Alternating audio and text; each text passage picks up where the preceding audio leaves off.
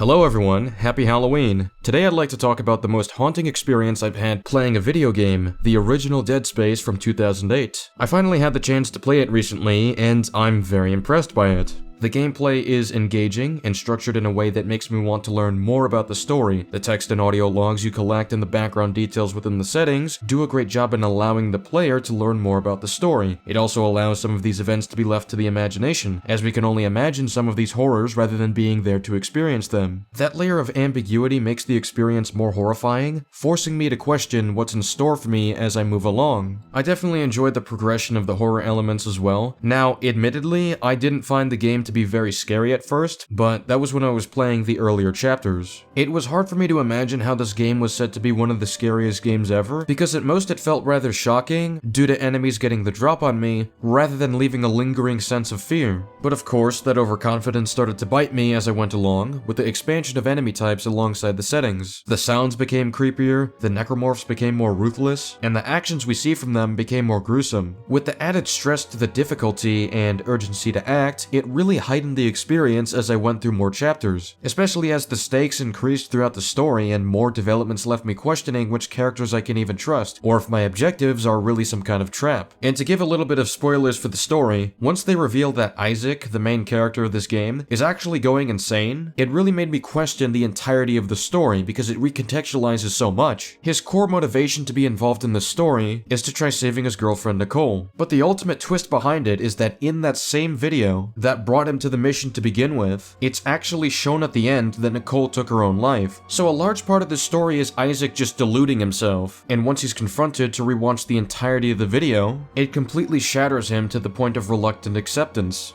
It's things like that that make me question, how much was this even real? How much of this was in Isaac's mind? I'm fresh off the story, so there's so much more that I could dig into, so much more details that I likely missed, but the fact that I'm even this invested in finding out upon this discovery is a real testament to this game's storytelling techniques. It doesn't really have traditional cutscenes, rather it locks you into the same perspective as if you're just playing the game. I think Dead Space is a really good example of how to implement storytelling techniques in the gameplay. I think the challenges were pretty good in this game. I did get frustrated at times while playing, but it was a good frustration for the most part. It's the kind where you push yourself to improve and lean more into the game's mechanics, or to think more creatively about how the game wants you to approach certain obstacles or puzzles. There were a lot of times where I'd get a little arrogant while playing, but the game would bring me some comeuppance as a result, so I had to start adapting. Despite all the friction and trying to reach the next sections, it was a healthy amount of friction, one that results in a stimulating experience. The variety of ways to engage with the game made the experience feel dynamic. Much of it involves you running around and exploring, fighting necromorphs, going to the store to buy health and ammo, and achieving tasks listed by the game. With that comes sections where you have to alter your means of traversal, such as when the gravity is turned off. It's a fun way to switch up your movement while tackling different kinds of puzzles. It also changes the experience in fighting the necromorphs and makes their movements harder to predict at times. It's also fun having to work on limited oxygen and how that changes the environment. It's an interesting twist to the horror elements when you can't hear much of anything,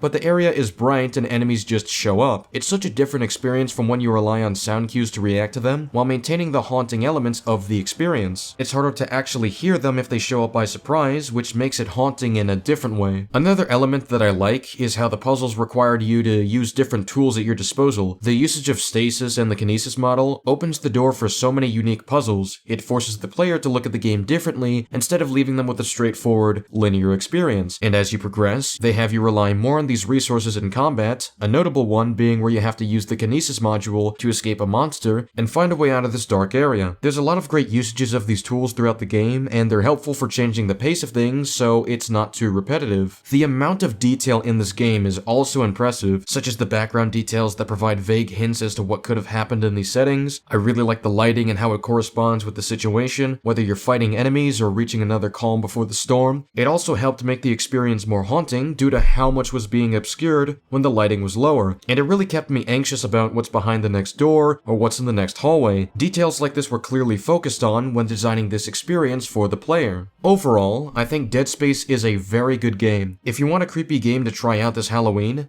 play Dead Space. I played the 2008 edition, but I've heard great things about the remake as well. So if the remake is anything like what I've played from the original, I imagine that'd be a great experience too. I'm looking forward to trying out Dead Space 2. I've heard that one is a massive improvement, so I have fairly high expectations for that as well. Hope you all enjoyed this video. Let me know what you want me to review next. Have a great Halloween, and I'll see you all later. Goodbye.